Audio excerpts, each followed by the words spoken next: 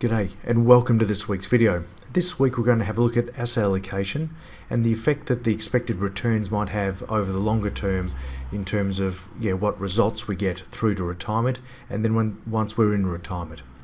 So determining someone's asset allocation, we need to complete a risk profile. We do that by sending out a 12 questions via the Finametrica risk profiling tool. This is an extremely good risk profiling tool. The ones we've used in the past, I'd say, would be best explained as a bit of a blunt tool, where out of 7 or 8 questions, only 3 or 4 might be really relevant for that particular client. Whereas the Finametrica risk profiling questions are really quite psychological and ascertain someone's risk profile. So we feel much more comfortable in our decision to go with that risk profiling tool. And what this allows us to do is to profile our clients and give us an indication of where on this list of portfolios, asset allocations that might suit our clients. So you can see here on the left hand side on portfolio 1 that we've got our most conservative portfolio where the bulk of the funds are invested into cash and fixed interest. And a smaller part here in the top section here, you can see around 20% of the fund will be invested into growth investments that obviously will be more volatile but can grow over the longer term. On the other side of the equation, you've got the portfolio 5 where you've got by far the bulk of the assets here in growth investments, so Australian shares, international shares, property and emerging markets. And you can see that in the portfolio 5, our expected return here is around 6.8%. This is based on Tim Farrelly's forecasting tools. So this is based on a 10-year forecast where you go to the most conservative portfolio, which is 4%. So this is really important to make sure that we've got people invested in areas that suit them. We also educate them to know that if you're a younger investor and you invest into a very conservative portfolio, that may not be the best outcome given you've got such a long time till retirement, and then you're going to be retired hopefully for quite some time after that as well. So there is risk in being too conservative, and that's short-term volatility. But when you can be invested for very much a long term, which in my view is 5-10 years plus, then you can afford to move up the line to take on more growth.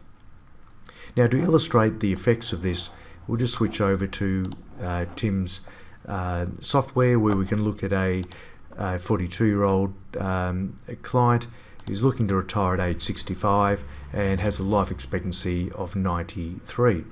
They're starting off with $160,000 in their superannuation now, and we've got a savings going into superannuation after tax of $13,000 per year, and they hope to spend $60,000 per year. So if we've got, based on on a model portfolio 1, it's going to be around 4% per year, and what will happen is you can see that through to age 65, they'll get just over $600,000 on the base case scenario. We do have a pessimistic outlook here, but there's also, we'll ignore that because there's also an optimistic one which we won't look at as well. So we'll just focus on the base case, and you can see that will have their funds running out at age 82. If we wind the model portfolios up, and you can see we've gone from a conservative one here, model 1, we'll jump up to the most aggressive at a model portfolio 5, and so we'll change that there, and we can see that the returns that we expect have gone up dramatically by not far under 3%, but the effect that has over a longer term is really quite substantial.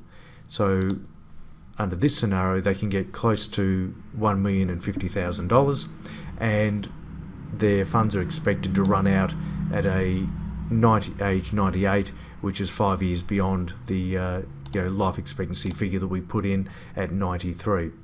So all in all, returns have a huge impact on the end result. Obviously what we save and what we spend has a huge impact, but asset allocation and the returns we get over that time has a significant impact.